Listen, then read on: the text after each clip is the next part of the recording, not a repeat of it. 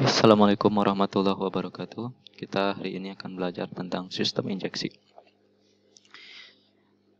Sistem injeksi itu dibuat itu supaya terjadi campuran ideal. Bahasa lainnya stoichiometric. Esainya stoichiometric. Nah, itu campuran ideal. Jadi dalam proses pencampuran bahan bakar dengan udara itu bagaimana campurannya itu ideal. Kalau campuran ideal ya antara bahan bakar dengan udara, maka proses pembakarannya juga akan ideal. Jadi akan sedikit sekali bahan sisa yang terbuang. Itu. Nah, campuran ideal ya yang secara teori itu ya 1:14,7 atau 1:15. Itu campuran ideal. Itu campuran ideal. Nah, yang karburator gitu ya. Yang karburator dirancang bagaimana supaya campuran ideal. Tapi yang namanya mekanikal gitu ya. Karburator itu kan mekanikal. Tidak pinter gitu ya. Stupid lah ya, stupid gitu, not smart gitu ya. Jadi terpinter. Nah, maka proses pencampurannya itu si karburator itu tidak sesuai dengan kebutuhan, makanya susah untuk mencapai ideal. Nah, maka dibuatlah sistem injeksi dengan tujuan bagaimana campurannya itu ideal supaya nanti itu ya dengan campuran ideal itu satu bahan bakar tidak ada yang terbuang itu ya karena tidak terbakar karena campurannya ideal. Yang kedua akan mendapat energi maksimal dari proses pembakaran itu gitu ya. Seperti itu ya. Nah, sejarah injeksi di Indonesia ini versi ya versi beberapa ini PGMI itu berarti Honda ya, YMZFI berarti Yamaha, nah Suzuki FI full, nah itu ya. Nah, kalau awal-awalnya dari tahun 2005, sebenarnya dari tahun sebelumnya sudah ada, tapi yang memang diturunkan ke pasaran itu mulai tahun 2005 itu ya. Karena berbagai desakan-desakan terutama isu global warming atau pemanasan global ya. Di banyak akibat dari kendaraan motor itu menyebabkan suhu menjadi panas ya, suhu di sekitar kita menjadi panas. Kita mungkin rasakan lah kemarin ketika kita terjadi corona itu awal-awal kan banyak kendaraan yang tidak ke jalanan. Enak itu juga sejuk gitu ya Bandung itu. Tapi setelah sekarang lagi masuk lagi kendaraan banyak lagi jadi panas deh. Nah, seperti itu. Itu karena zat sisa pembakaran ini yang mempengaruhi ruangan-ruangan di sekitar kita gitu ya.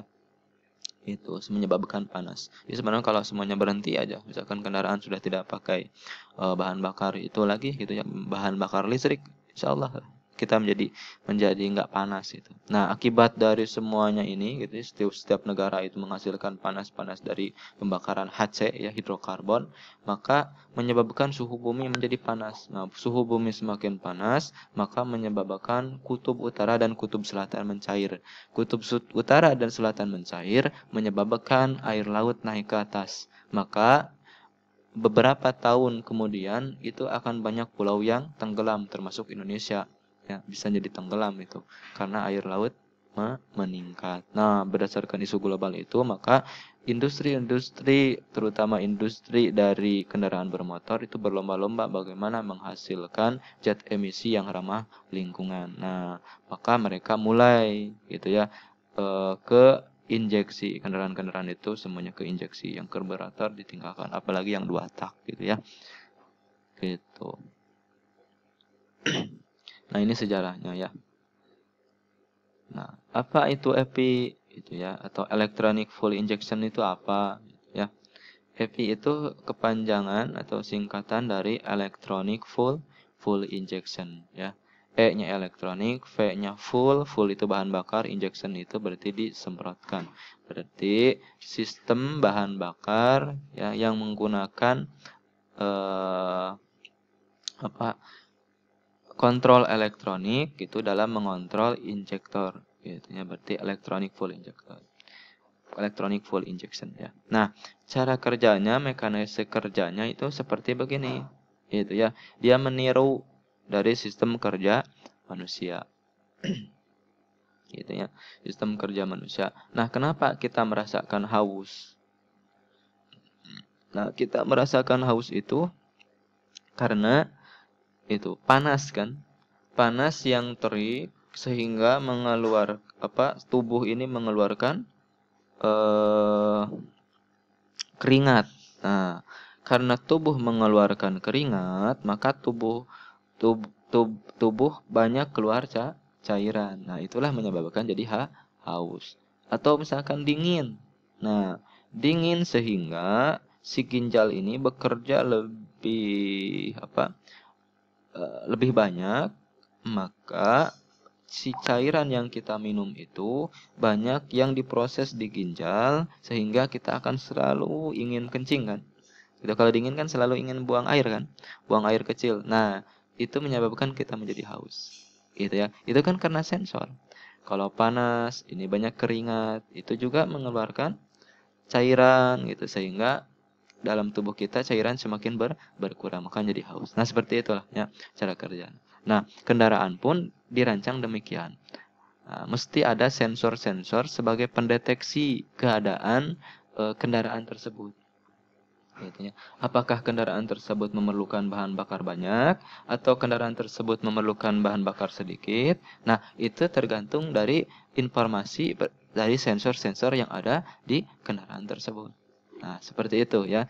Jadi kalau dulu karburator itu bekerja gitu ya, tanpa ada informasi terlebih dahulu gitu ya. Pokoknya mas saya mau bekerja begini aja mensuplai bahan bakar sekian gitu ya. Nah, tapi itu sekarang mah enggak. Nah, harus ada informasi dulu baru si bahan bakar dikasih atau disemprotkan oleh injektor itu sekian. Gitu. Nah, itulah prinsip-prinsip dasarnya gitu ya. Nah, kemudian kita lihat di sini dalam sistem injeksi itu ya, karena ini adalah merupakan sistem, maka gitu ya, pasti ada 3 poin utama ya. Yang pertama input ya, yang ini. Yang kedua proses, yang ketiga output. Nah, kalau di input ini adalah kelompok sensor ya. Di input ini adalah kelompok sensor. Kalau di proses, nah ini namanya prosesor ya. Itu input adalah kelompok sensor. Kalau di proses ini adalah kelompok prosesor. Nah, kalau di output, nah ini namanya aktuator ya. Bisa dicatat oleh kalian. Input sensor, di sini prosesor, di sini aktuator. Kalau nanti mana yang termasuk dalam kelompok sensor? Berarti throttle position sensor atau TP sensor, EOT sensor. Apa itu EOT sensor? Ya, engine oil temperature EOT itu ya. CKP ya, crank shaft position gitu ya.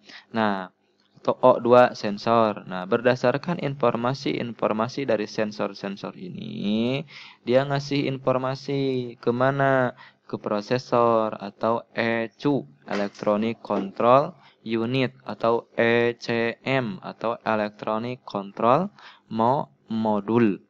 Gitu ya. Dari sensor informasi masuk ke ECU atau ECM. Nah, dari ECM nanti dia akan memberikan perintah kepada aktuator. Nah, aktuator di sini ya, aktuator itu berarti yang memberikan aksi. Itu. Apa yang menjadi aktuatornya adalah injektor ya, karena ini adalah electronic fuel injection, maka aktuatornya adalah injektor. Sekali lagi ya, ada kelompok sensor, ada kelompok prosesor, ada kelompok aktuator. Kalau nanti ada soal apa saja yang termasuk kelompok sensor atau kelompok input. Nah, pokoknya mau kelompok input mah sensor-sensor itu kelompok input. Kalau misalkan apa saja yang masuk ke dalam kelompok prosesor. Kalau prosesor berarti yang memproses. Nah, itu mah pasti ECU. Gitu ya. Kalau misalkan apa yang termasuk kelompok injektor. Nah, kalau kelompok injektor, kelompok aktuator berarti adalah injektor gitu ya. Nah, Informasi di sini misalkan informasi dari throttle position sensor. Ya, throttle kan tahu ya, throttle position sensor. Nah, throttle position sensor itu misalkan sekian derajat membuka, ya, sekian derajat membuka. Nah, kalau misalkan 10 derajat berarti kecil kan?